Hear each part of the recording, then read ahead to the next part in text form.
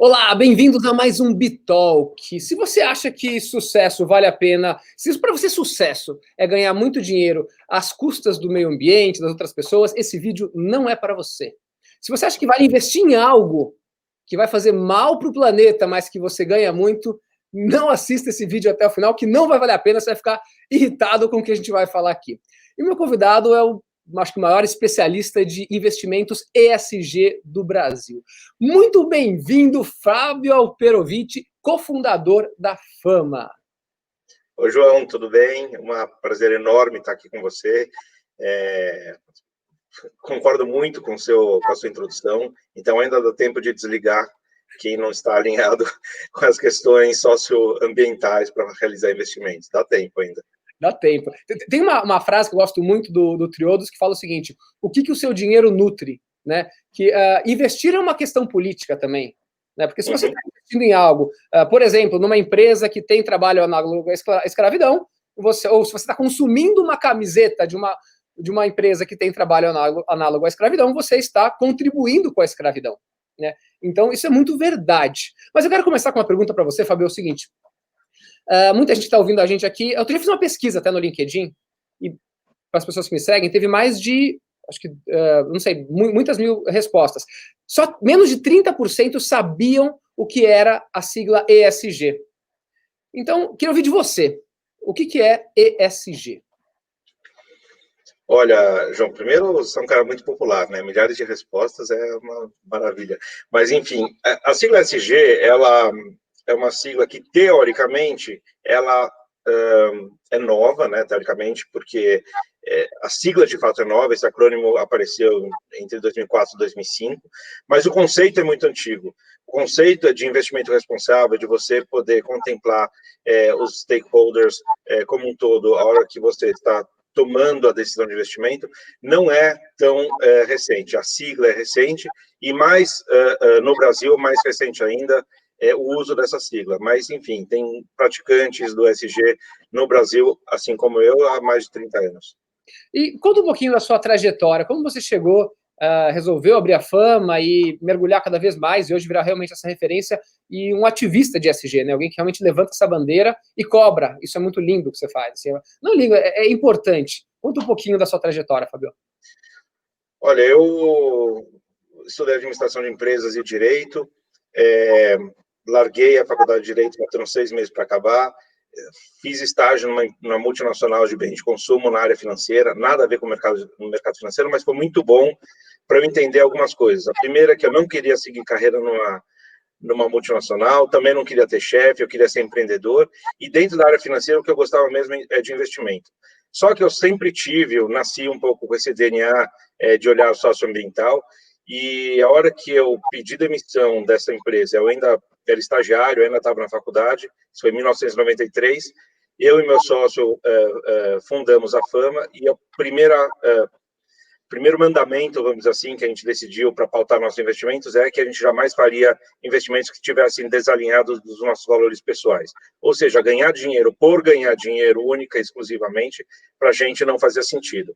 Se não fossem empresas que tivessem alinhadas com os nossos valores, seja valores éticos, seja um olhar social ou ambiental também, a gente preferia não investir. E aí, fala uma coisa, ESG, essa sigla, né, que fala de questões ambientais, sociais e de governança. O que é a governança nessa sigla e qual a importância da governança?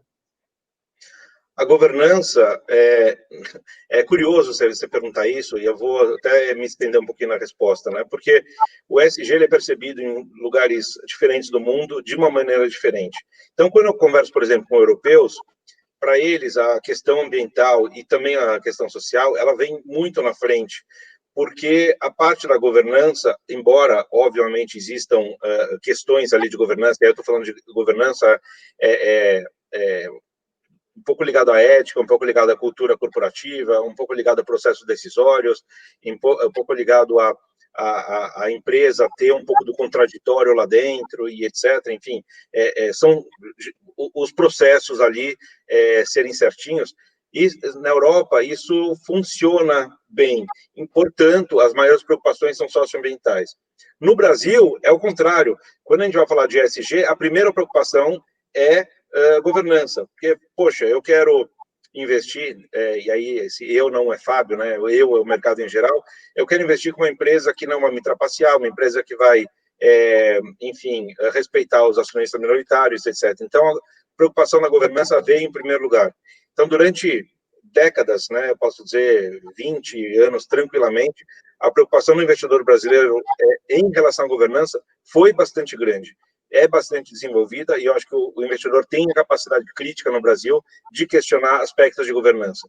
Mas, em detrimento disso, as questões socioambientais foram deixadas de lado. Então, o investidor brasileiro ainda é um pouco cru nas questões socioambientais. Então, o ESG ele é percebido de uma maneira diferente, dependendo de onde você está. Você escreveu um artigo recente, que até a gente publicou, inclusive, na Leader Academy, que fala sobre ESG Watching. O que seria isso? Washing, se a gente quisesse traduzir para português nesse sentido, acho que a melhor palavra que eu encontrei é maquiagem. Então, o ESG washing é você tentar vender uma imagem de alguma coisa que você não é. Como agora no Brasil está bastante na moda ser ESG, muitos investidores procuram empresas que têm um pouco dessa cara e rejeitam as empresas que não têm essa cara. Muitas companhias tentam vender uma imagem que elas têm essa preocupação socioambiental através de algumas atitudes que talvez não sejam a realidade da empresa da porta para dentro. Então, é possível praticar o ESG washing enganando, mentindo, mas o jeito mais, entre aspas, elegante de praticar o ESG washing é fazendo, de fato, algumas coisas que não sejam core business. Então, por exemplo, na sua fala inicial, você falou dessa camiseta aqui ser feita com um trabalho análogo a escravo ou trabalho infantil. Para o setor de confecção, isso é extremamente relevante. Emissão de CO2 é relevante, mas não é tão relevante assim para nesse setor. Ou equidade de gênero é relevante, mas não tão relevante assim nesse setor. Então, existem várias empresas desse setor que podem falar, poxa, eu neutralizo minhas emissões de CO2, eu tenho aqui 60% de mulheres no meu quadro funcional e 50% nos cargos de liderança, mas no fundo do quintal tem meia dúzia de escravos produzindo a camiseta. Então, ESG washing é sobre isso, é você não endereçar o seu core business e tentar mostrar uma imagem que é diferente da sua realidade. Empresas fazem isso e gestores fazem isso também. De banco. Bancos começaram a falar muito sobre ESG. Muito, da hora dos bancos falando, tal. De 0 a 10, quantos bancos estão comprometidos com isso, na sua opinião? Bom, a gente já parte de um problema na pergunta, porque tem tão pouco banco no Brasil, né? Então, já é um problema como um todo, né? A estatística já não tem massa crítica relevante. Mas eu vou te responder, mas não de uma forma binária, porque acho que o banco é uma instituição extremamente complexa. Primeiro, porque são instituições centenárias, e mudar a cultura de uma instituição centenária não é fácil. Isso não quer dizer que seja uma desculpa para a empresa não fazer nada, mas muitos deles têm ali uma cultura, um processo que é centenário. Segundo, existem vários bancos dentro do banco, tem o pessoal de crédito, que é completamente autônomo, da pessoal do asset management, que é totalmente autônomo, do pessoal de tesouraria, assim sucessivamente. Então, é muito possível a gente ter a percepção de algum contraditório vindo dos bancos. Às vezes a gente vê bancos praticando ou fazendo coisas muito legais e o mesmo banco fazendo coisas que você vai falar, como? Assim, não é possível, só pode ser ESG washing. Então a gente só tem que tomar cuidado com pré-julgamentos, porque de fato acho que os bancos estão amadurecendo muito rápido, tem muita coisa sim para fazer, existe a complexidade que é natural dentro dos bancos, mas acho que eles estão atrasados, mas correndo atrás. Mas deixa eu fazer uma provocação. Recentemente saiu uma debenture chamada de debenture do carvão, enfim, que acho que praticamente todos os grandes bancos de investimentos e corretoras acabaram se envolvendo com uma demanda 4 vezes maior, saiu esses dias, da Ende, exatamente. Acabei não falando o nome da empresa, mas é exatamente. E redução de taxa. Se um banco está comprometido com a agenda ESG, ele poderia recusar essa operação, né?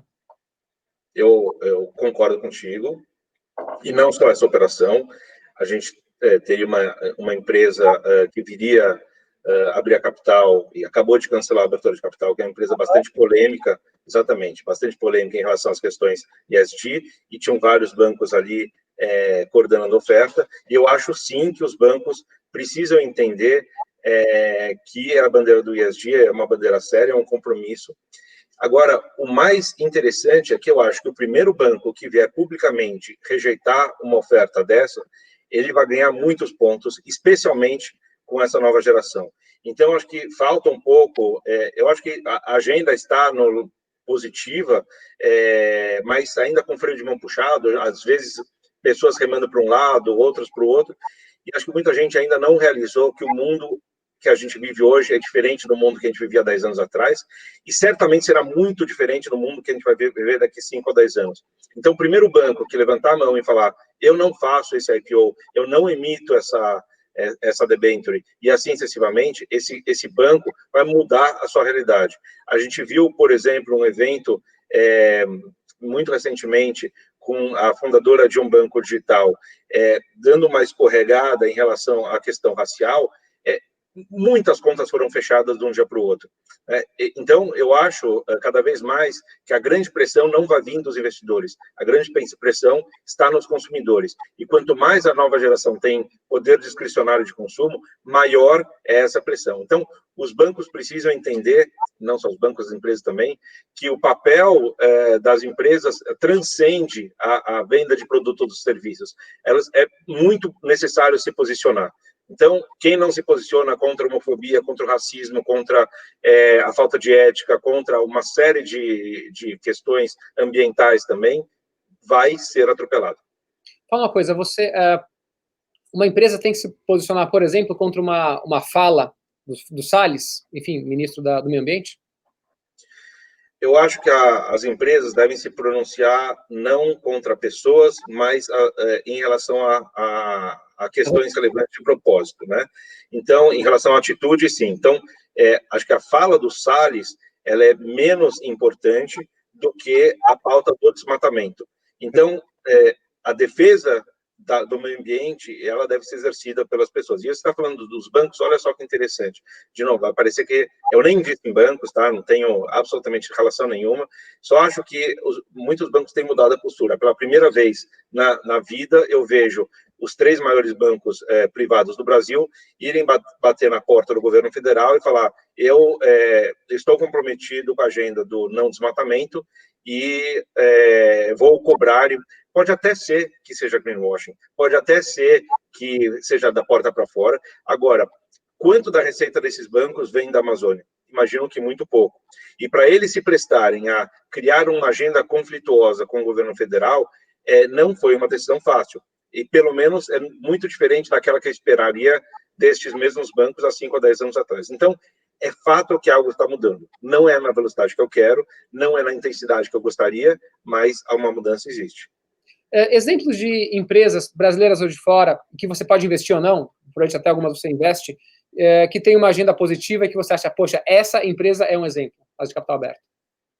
Eu acho que tem exemplos maravilhosos, tanto na parte social, quanto na parte ambiental, e também de governança de diversas empresas.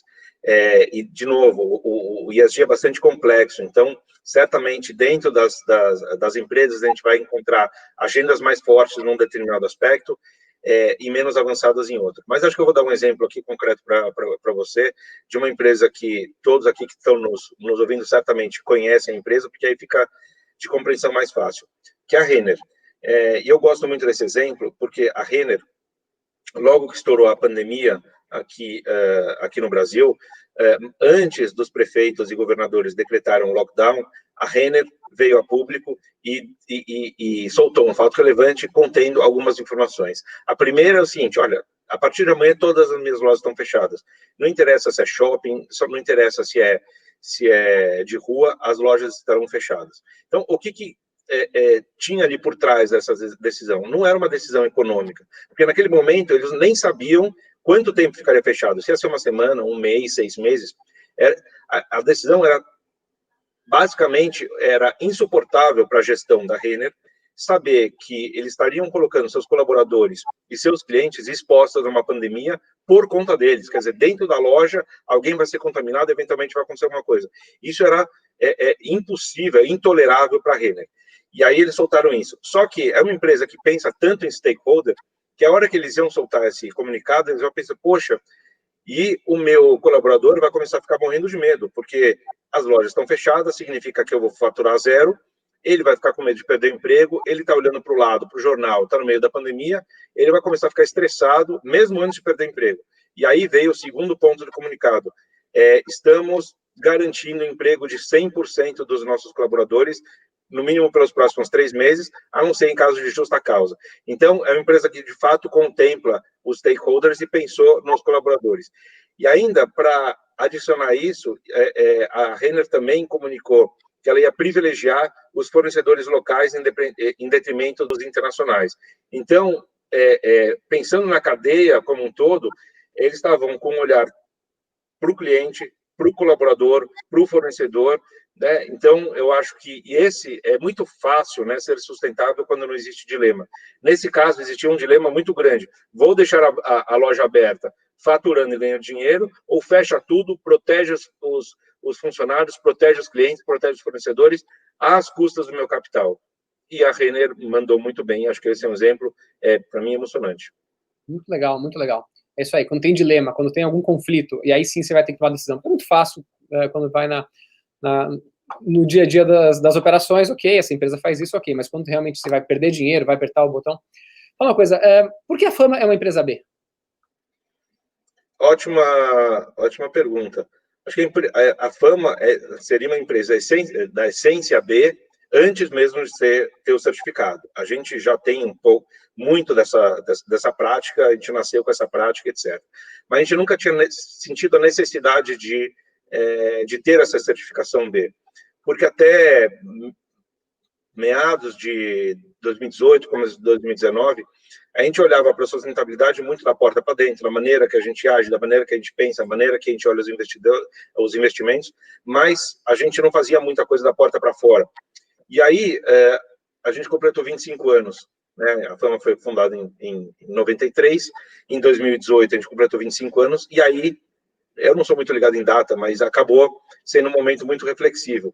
E aí, a gente também entendeu que o nosso papel deveria transcender fazer investimentos. E a gente precisava trazer essa pauta para o mercado financeiro. O mercado financeiro tem sido, ou estava sendo até então, bastante hostil nas pautas de meio ambiente e direitos humanos, que são pautas muito relevantes para a gente.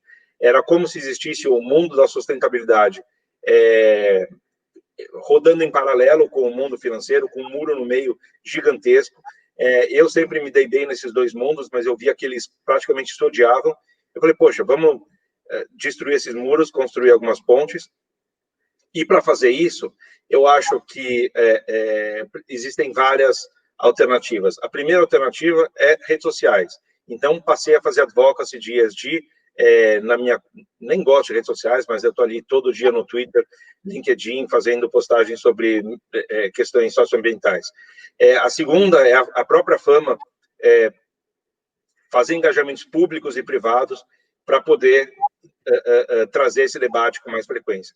E a outra questão é levantar a barra, né? Então, a hora que a gente vira empresa B, eu estou basicamente chegando para todos os meus pares e falo assim, olha, você quer seguir a agenda do ESG também?